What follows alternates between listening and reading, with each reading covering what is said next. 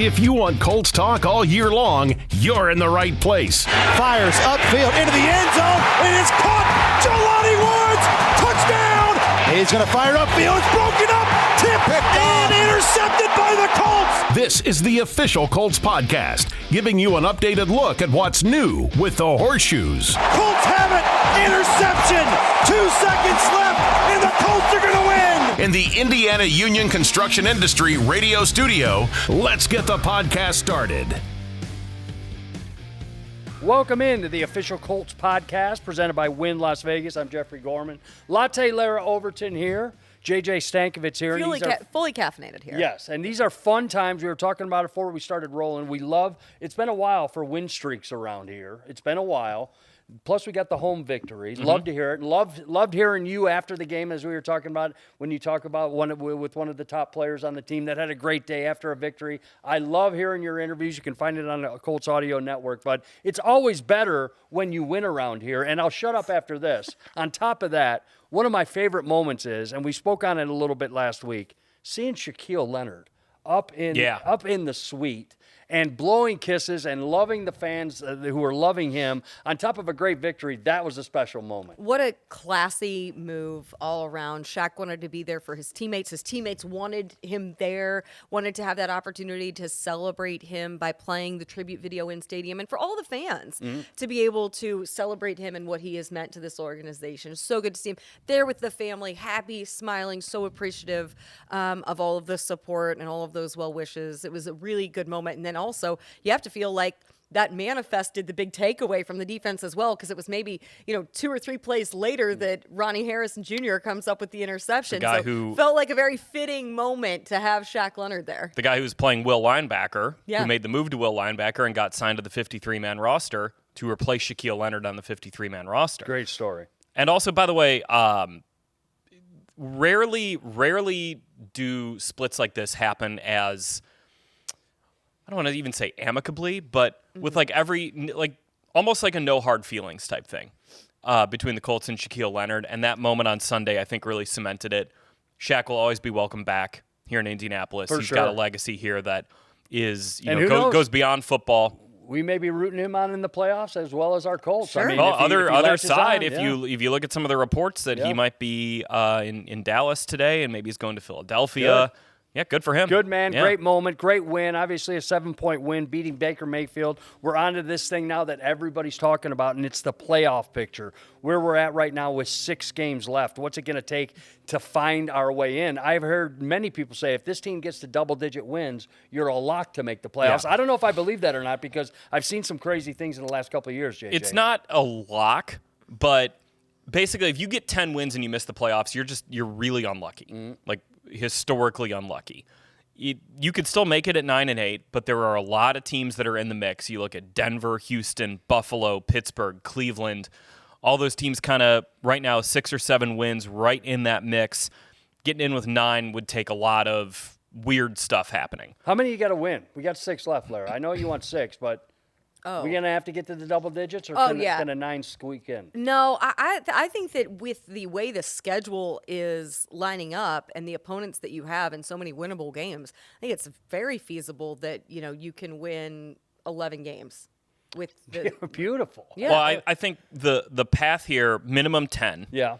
But you got to beat Pittsburgh and Houston. Correct. 2 of those, if you go 4-2 or the next 6 games, 2 of those have got to be over Pittsburgh and Houston because they are your direct competition for playoff spots. If you're going to, like I spent so much time on the ESPN playoff simulator and like the New York Times Upshot playoff simulator yesterday, just messing around with it. If you're going to lose a game, if the Colts are going to lose a game in this stretch, it's Christmas Eve at Atlanta because that has no impact on your tiebreakers. Conference record becomes the next tiebreaker after head-to-head. The Colts right now are 4-3 in the AFC, so they have the conference tiebreaker over Denver, which I believe is 3-4, and they have the head-to-head tiebreaker over Houston. So you're going to need. So you're saying if you're going to mail one in and have a loss, make it on Christmas Eve against Atlanta. And I'm not saying you should do that. It really doesn't bloody your franchise, right. if you will. You can still, like, if you're going to lose one, it's probably that one. You would much rather lose that one than Pittsburgh or Houston. Right. But obviously you'd want to win them all, and guarantee yourself in the playoffs. But if you're going to go 4-2, Just looking at it, that's probably, you could probably afford to lose to Atlanta, and then I guess, one of Tennessee, Cincy, Vegas. All right. Well, let's talk about that 6-game stretch a little bit. Gardner Minshew, once again, 3-0. Larra, we know how hard it is to win one game in the NFL on any given Sunday, and not to be, movie buff on that stuff, but it's so hard, and to put up 3, and coming from a quarterback that is, a backup quarterback after Richardson going down, the defense stepping up right this. Do you like the path of this team right now, especially?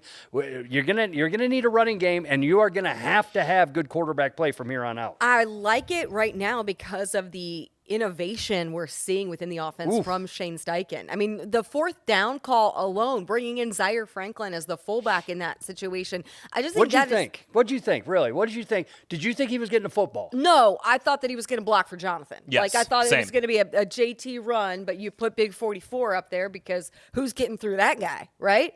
I know Zaire joked too. He said, "All right, next time I need a pass." Right. He told Shane that. Obviously, that's a guy who's willing to do whatever is called upon him when you have him on the field. But he did have some fun with it. Yeah, I did. I thought it was going to be a Jonathan Taylor run right there, and clearly Tampa thought so as well because Mo was running free out there. Well, my favorite part of that play was Mo to sell, every single part of that play sold it. And Mo to sell it even more. If you look at it, that half a beat, the half a beat when he gets his release, that half a beat where he goes kind of one step toward Devin White.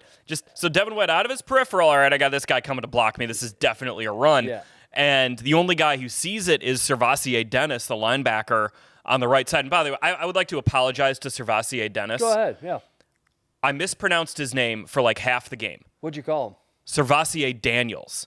I got his first name right, which takes a lot of phonetic pronunciation, but when I wrote his name down on my sheet for the PA, I wrote it as Daniels, not Dennis, so I'm sorry, Servassier. And that's J.J. Dennis. Stankevitz. For you that don't know, and I'm sure there's not many of you, he is the voice of God at Lucas Oil Stadium. You are calling the game, which this comes up. Everybody is held accountable. We're going to go back and listen to your call on that, and if there is some wrong name calling, you could get fined. Yeah, well, I'll take the fine. You will. All right. That was a mistake on my part. I thought you were going to say it was Crevassier. No. See, but that's the stupid thing is I got the phonetic one, right. the more difficult one right, and then I screwed up his last name. It was stupid. Come on. Back to the point Anyways, at hand. yes. Yeah, back to the point at hand, though. I think that, and this is something I talked with Shane about, is, not only the dynamic in the run game that you have with the balance between Taylor and Moss and the different things that you can do, but also just the ability for Gardner to trust different receivers in those various situations to be creative with your play calling. I think that is part of the benefit of the bye week coming when it did, is having the opportunity to do that self-scout, to further examine, all right, these are situations that we can capitalize on. We can roll the dice a little bit. We've found enough offensive continuity that we're doing the basics well, that we can start to create more and more wrinkles. I mean, there was something that I thought this was interesting. Shane was asked about yesterday in media availability, that pass breakup, if you will, that Alec Pierce had that avoided an interception. That was a situation that Jim Bob had brought in and showed guys showed them in the Friday meetings, hey, if this situation comes up, basically looked at some other games across the league, thought this was good situational, circumstantial stuff. So he played it as an example, and ends up coming to fruition that you needed that play on Sunday. And I don't know if maybe that was a play that you would have made 3-4 weeks ago, right? It's just starting to see offensively everyone flourish within this system. Hey, how about this, guys? And I want both opinions on this.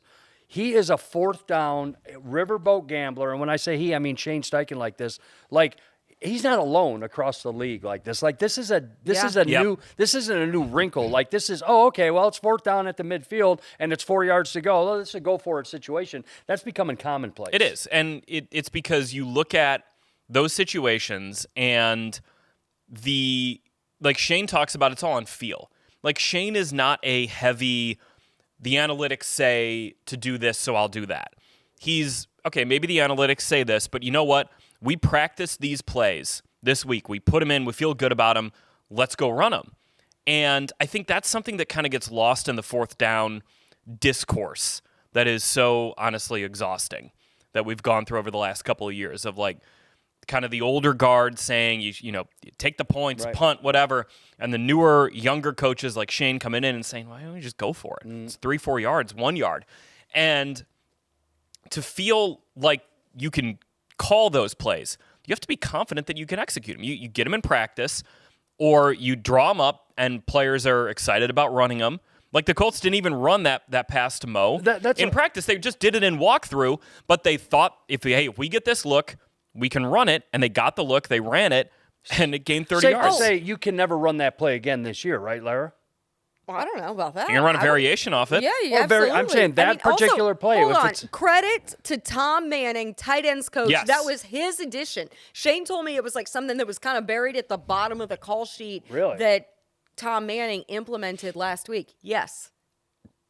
All these ideas come from everywhere. There they are. A fourth down call. I love it. I'm just saying. Tom Manning. You're talking about. By the way, Tom Manning, former offensive coordinator at Iowa State with one Brock Purdy. Fun fact. Nice. Okay. That was his quarterback there. Guy's good. Hey, he develops quarterbacks. That's it right there. If he coached them, he developed them. Good right there. We had a fun conversation with Tom right when he was hired. And I said, if you call to make a dinner reservation and you're like, yes, I'd like a table for Manning, party of 4. Like, do they laugh at you? You know what I mean? If like you're the last name Manning around Indianapolis, like how does that work? Like, do people think this is a prank call? Like, do they think you're another Manning? Like, I would totally. I mean, if that right? were, Would you not use that at every? Do you think Peyton Manning uses his actual name to make dinner reservations? I don't know, Jeffrey. You would know. I don't think so. No. I don't think he makes a reservation. Yeah, right. That's a good point. I think at that point they just kind of call the manager on the cell phone and say, "Hey, it's about 6:45. I'll be in there." And then scurries to the table. Yeah. He probably has like his regular places that just like stay open, like they just keep the Peyton table. I went to the only time I've ever seen that. I was at a really nice Thai restaurant in Atlanta. VJ Singh had a table all for himself whenever he wanted it. Really? And he had like a picture up. It was like VJ Singh's table. Is this where we're going on Good the golfer. 23rd? I want to go back there. It's pretty pricey. I mean, if it's good enough for VJ Singh, yeah. Hey, listen, don't worry about the cost. I got you covered. You take us to a good Thai place in Okay. Atlanta. All right. Are you going? I'll be in Atlanta. I'm in. So, hey. All right. Let's do it. Thai place. We're talking about that. Harry and Izzy's, I'm sorry to go here. He still owns that, right, Peyton? He is part of Hughes Culinary, I believe. So it's Hughes Culinary that's the That has a ownership couple group. of- He has the HC Tavern, No idea. St. Elmo's, Harry and Izzy's, a lot of different entities. But I do believe that he continues to be. Colts are on a part of that. 3-game win streak, and we're talking culinary kitchens right here. I VJ love Singh it. getting a And mention on the VJ Singh, podcast but before you don't know, he is Michael on, Pittman Jr. He's on the You senior. know what that means? We're having fun. That's is it. what that means That's right it. now. Okay, hold on. JJ, start with me on this. If you look at it, take a step back, and you look at it, hey, you're all-pro running back, not there for 4 weeks, losing Shaquille Leonard, talking about some young talent that's out. The way that Shane You Steichen, don't have Grover Stewart. No for 6 Grover games. Stewart, one of the biggest things that I'm biggest saying. one. And by young talent being out, you mean the starting quarterback. Right, and starting quarterback, and then defensive backfield with some injuries, and currently Juju Brents and everything. Shane Steichen, to put up the numbers that he has and stuff like that. There was something up there. It was like Kansas City and Miami, and then the Colts, like as far as overall in offensive output. Well, and then you put those rosters up 20 against one points or another. more, 20 points or more in Right. 10 games For this 10 season. games. That's like nobody's done that and stuff like this. Is it realistic to have a coach of the year if this cat, and I'm talking about Shane Steichen, finishes double-digit wins, 10 on your side, like you said? Larry even said more than that. Hey, if they keep rolling 11, that this is a coach of the year candidate. We better be talking about it. Because, Right? So I went and I looked, and the favorites right now, the top 6. D'Amico Ryans has to be in there. D'Amico he's Ryans in. is second. Dan Campbell is first, as you would expect. Ooh, Mike, bad loss, though, Dan Campbell. Bad Yeah, I loss mean- to the Packers. I'm sorry. Anyway, Mike McDaniel up there. Kevin O'Connell, Nick Sirianni, not and after Mike last Tomlin. night. Sirianni. I mean, gosh. Kevin So- O'Connell, maybe not so much after Monday Night Football. Right. Took a big hit right Coach there. of the Year so often is a narrative award of like who exceeded expectations the most. Not always like if you're given Coach of the Year from like 2004 through 2020, it'd be Bill Belichick like right. 15 times. Sure. But that's not the case. I get it. It's a narrative award, but if the Colts make the playoffs, when baseline, if you just said at the start of the season, the Colts are a playoff team, you'd be like, I don't know about that. Then you look at everything that the Colts have gone through this season. I would agree. And for them to still make the playoffs with Gardner Minshew, the backup quarterback in there, you've got a team captain being waived before Thanksgiving. You've got one of the heart and soul guys of your defense getting suspended for 6 games. I cannot emphasize this enough. The starting quarterback got hurt again. Right. Jonathan Taylor missed the first 4 games. You got, injuries in the defensive backfield. Like, this team has been through some stuff this year. And Shane Steichen, it's like what Chris Ballard talked about, Larra, when he was on the podcast with us. He's just been like, well, who's up? Who do we got? Let's go win with them. Right. There's no flinching in this guy. Yeah, absolutely. When we talk about this offense a lot, and I'm guilty of it too. Shane Steichen, and they talk about it on the pregame show on CBS or ESPN. Shane Steichen. I want you to give me something on Jim Bob Cooter because I understand the position that he's in as an offensive coordinator. I've seen it before where the head coach still calls plays. But his importance, both you guys, to this offense and what Jim Bob Cooter's doing, like you said, 20 points a game for 10 in a row. It's got to come from somewhere, and he's the OC. Oh, it's significant because you also have to think, too, Shane, as a first-year head coach, has a lot of different things that he's navigating in overseeing the entirety of everything he hasn't necessarily been tasked with before. So you have to have that strong rapport and trust in your offensive coordinator because you have to relinquish a lot of things. I mean, certainly Shane is capable of managing everything, but when you have to, there are so many things that go along with head coaching responsibilities that no one sees outside of the building. So you have to be able to rely upon your offensive coordinator in terms of, game planning and situational and film that you're reviewing in meetings, conducting the meetings, on field practices, all of those different things. And he talked about it on Monday. JJ, was your question. And he really pulled back some layers as to all of the contributions and impact that Jim Bob has, to the point that he said he's going to get a head coaching look very soon. I mean, Jim Bob Cooter, let's not forget, a couple of years ago, he was a rising offensive mind, guy in his mid-30s, kind of along that wave of, those offensive coordinators. And then things kind of fell apart in Detroit, with the, Jim Caldwell was fired, Matt Patricia was brought on, Jim Bob was retained. The Matt Patricia era did not go well in Detroit. And Jim Bob's kind of had to rebuild. No fault of Jim Bob's. No. Right. Jim Bob's kind of had to rebuild his career a little bit. And he did. And he, he's a consultant with Philly in 2021, the passing game coordinator in Jacksonville last year. Now the OC of an offense that has dealt with a lot of stuff this year and is putting up 20-plus points a game. And like you said, Jeffrey, they're right there with some of the best offenses in the AFC. When you look at the roster, you're like, they don't have Mahomes. They don't have Tyreek Hill. They don't have Lamar Jackson. You don't have, You got good players, certainly, but you don't have the stars upon stars of the league, and they're still scoring a lot of points. This is why I think that Coach of the Year conversation, you mentioned, it's very narrative, that you look to me, Coach of the Year goes to who developed what you have on your roster. That's coaching. When you look at a team like Miami or Kansas City that has just loaded up paying players, rightfully so, who have earned it, Philadelphia in there as well, teams that were in contention a year ago, the mark of a good coach is to not necessarily have top paid players, but you get the most out of the guys that you have on your squad. And I think one testament to that, you guys have pointed to a lot of different things: quarterback, running back, defensive line, secondary. Also, look at what you've done with your offensive line when you've missed Ryan Kelly, Bernard Ryman, Braden Smith, all for various points in time. You had Blake Freeland starting multiple games at two different positions.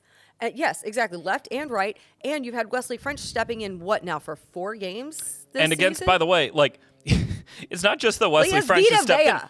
Against Vita Vea, one of the most blitz-heavy defenses in the NFL in the Buccaneers. Also, week 3, one of the most blitz-heavy defenses in the NFL in the Baltimore Ravens. And I talked to Quentin Nelson about this after the game. That's a lot for a center to go on. And he said something that Wesley does a really good job of is he's all about ball, and he puts in the work during the week studying things, but then he's asking questions. Okay, if they do this, what happens? If they do that, what happens? And he's getting the calls right. And you're seeing, against the Buccaneers, the Colts picked up those blitzes that Tampa sent, and they were successful on those plays. Gardner Minshew was 8 of 14 against the blitz, didn't take a single sack. A lot of game balls. We sometimes throw out some game balls here. Sometimes, Pitt's doing Pitt stuff. Double-digit catches, double-digit yards. Pitt's doing Pitt stuff. Downs, we understand, he's coming off the knee thing, stuff like that. But I'm talking about playmakers, and you guys both will. I know both of you will just overflow with praise. We don't talk about him enough. Samson Ebukam. Oh, yeah. And Larra, tell me, like, obviously late in the game in his heroic end, but that's a consistent cat that's doing some stuff, and the Colts got him for, in the offseason, not for a great, big, huge free agent signing, but an important one. It's been huge for what they have been able to do, and then also to have rotation with the guys who you're bringing in up front. And I think that it's a huge indication of his presence when not only is it the plays that he's making, but that's also creating opportunities for guys like Kwity and Dio to step in and be more significant contributors than they have in the past as well. Also, Nate Ollie. Round of applause for Nate Ollie. What he has done with that group, especially when there has been very little drop off. Very little drop off after Grover Stewart. You have seen teams play run heavy and really test that defensive front because of that loss. But when you have the guys who have stepped in, Eric Johnson, Taven Bryan, Tyquan Lewis, all those different guys who have stepped in the middle of that defensive line, like, it's been huge, and it's a huge credit to Nate. But yeah, Samson that is certainly, I think, one of, when you look at most significant most significant off-season signings, and you think about Matt Gay, huge, right, and what he's been able to do. The and doink, Samson, the doink. And Samson as well. 59 yards. I had 59 yards on the doink. I'm sorry to interrupt, but I wanted to, and you're right, Matt Gay, yes, we need him. Go. But yeah, Samson as well. He's been incredible. Do you know where the Colts rank in sacks this season, either of you? I do not. Sixth, yeah. Correct. 36 sacks. That's pretty good. They're on pace right now to have over 50 sacks this season. And you also want to know where the Colts rank in strip sacks. Ooh, that's the one I don't know. Fourth, I don't know. Top, in front of 6, I'm going to say. In front of 6. First. Wow. Most strip sacks in the NFL, most takeaways off strip sacks in the NFL. Oh, okay. 5. Speaking of, too, strip sacks, how about Dwight Freeney and Robert Mathis, semifinalists for the Pro Football Hall of Fame? Right. That was announced on Tuesday along with Reggie Wayne. Yeah, along with Reggie Wayne. Okay. Let's go, Can I have a quick rant here? Yeah, please. Quick aside. What are we waiting for? We know Dwight Freeney's a Hall of Famer. We know Reggie Wayne's a Hall of Famer. Maybe you can debate Robert Mathis. I think he's a Hall of Famer. Wait a minute, he's got more sacks than Freeney. What are we waiting for? What are we waiting for in getting these guys into the Hall of Fame? Bring the Heat Boulevard. Let's go. Hall of Fame process of we're going to have 5 guys come in every year, and you got to wait your turn, and we have a log jam of wide receivers. Who cares? Just put them in. Larra, what are we doing? I got to share a story with you from our guy. I did not see Tom Moore before the game, the former Colts assistant coach. I said, I know legendary. Tom. I said, I know Tom, and I know what he does. And he goes into halftime, and he comes out before the kickers do, and after the halftime started the third quarter, so he comes out early. So I did my halftime stuff at the stadium, and I went behind the bench, and I saw him walking over there, and I give him that, and he's like, I felt horrible, and I'm sharing this with you. He goes, hey, brother, good to see you. He goes, I never heard from you. And I said, what are you talking about? He said, I got inducted into the Canton Football Hall of Fame with the Award of Excellence back in with Dante Scarnecchia had it as well, and one other guy, and he goes, you never congratulated me on it. And I felt horrible in the middle of a game with this offensive genius coming over to me. It was the first thing out of his mouth, and I'm like, oh, Tom, I'm so sorry. And I told him flat out, I had no idea. I had no idea that the Award of Excellence, which is not wearing a gold jacket, but you are in the Hall of Fame, you know what I'm saying, for these extra contributors to the game. Anyway, I was like, oh, my guy, I wanted to give him a big hug and tell him I'm sorry. You send Tommy something. We down are. There to I've already Tampa. talked to I did. Right. I wrote a note to the front office and said, hey, we need to do something special for Tom Moore. So tip of the hat, another game ball. We'll always give Coach game balls because every offense in the league right now is running a variation of a Tom Moore offense. So anyway, I wanted to just have a minute to say that. So by the way, that Tom Moore quote of like, if 18 goes down, we're effed and we don't practice effed. We don't practice. How many teams have dealt with that this year around the NFL? Absolutely. The Colts also, and are right here in the playoff conversation. There we go. And one last thing. Not effed. One last thing. Adam Schefter, who we all read, had a very interesting look into his, what do they call that thing? Crystal ball? Crystal ball, by saying he's expecting 7 or more head coaching changes in the NFL this year. Obviously, we saw one earlier in the year. We've already seen 2. Yeah, you're right. Frank Reich and Josh McDaniels. And Josh McDaniels was gone in Vegas. So he's saying 7 to 10. I'm like, my gosh, who like what? I mean, 10 is a third of the league. That's exactly, that. Yeah. Exactly. Hey, good year to feel pretty good about your head coach. That's right. And yeah, Like and we got here. And Shane and Jim Bob and the rest of the staff that we do. Hey, I got a couple announcements here real quick. Coming up this week on the Colts Audio Network, Inside Football with Rick Venturi is going to be out on Wednesday. Blueprints, as always, to beat the Titans. You're going to hear that in Week 13. Another episode of the Official Colts Podcast going to drop Thursday on Apple, Spotify, and YouTube with Matt Taylor, Casey Valier, Bill Brooks, and a TBD Colts player joining the pod to preview Colts Titans. Instant Reaction with JJ and Bill Brooks. Out Sunday night, that's a good one. Be sure to catch it, breaking down the Colts Week 13 trip to Nashville to face the Titans. As always, keep it locked in on the Colts Audio Network, Colts.com, and Colts mobile app for all your breaking news analysts. Read him, watch and listen to her. They're the best in the business. We'll get you behind. It's a 6-week tournament. The way that I'm looking at this right now, we came up with 4 out of 6, potentially 5 out of 6 from here on out. I love the way that this place is rolling right now. The fan base getting a huge home win for the first time in a long time. So needed. How important that is. So, guys, final thoughts right here before we start this journey of 6 weeks. That could really be a special, special time for a team that nobody had any interest in at the start of the year.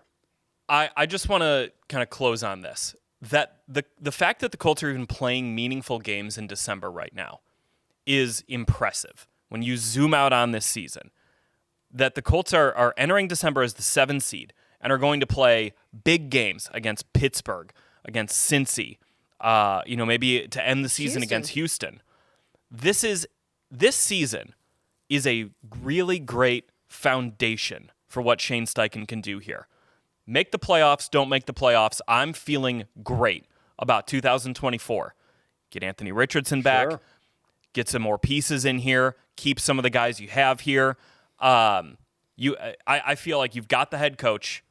You've got the quarterback. Got to stay healthy, obviously, but you got the 2 most important spots. And you got some dudes on this team who the head coach is getting the most out of. Got guys playing at their highest level. That foundation could get you to the playoffs.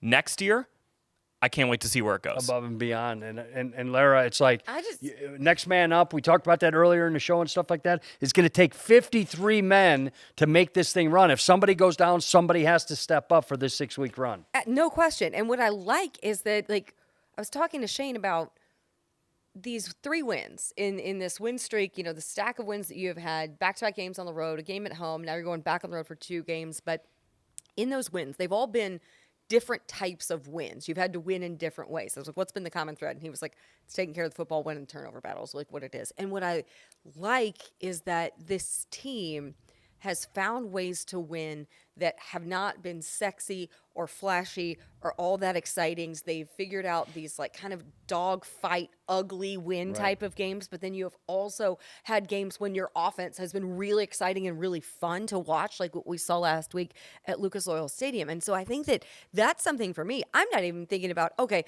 we're building a great foundation. Like right now, this is a fun team to watch right. because of what they are able to do with a lot of different combinations of guys who have stepped up in significant opportunities to find ways to win. It is the fact that this team just over the course of the season already has found ways to win when, quite frankly, in certain situations, maybe they shouldn't have, yet they've gotten the job done because it's always been close matchups. Aside from that game down in Jacksonville, it has been really close games. And what DeForest Buckner said coming out of the bye week is these home games, we just had to find ways to close them out. And when you were looking at the losing streaks that you've had at home or the losses that you've had at home, they've all been in a fashion in which you haven't played the final 15 minutes in the fashion that you've wanted. They figured it out on Sunday. And to me, that's something that should be a very scary factor for the teams that they're facing in this December run. Buckle up. It's going to be a fun run. At Larra Overton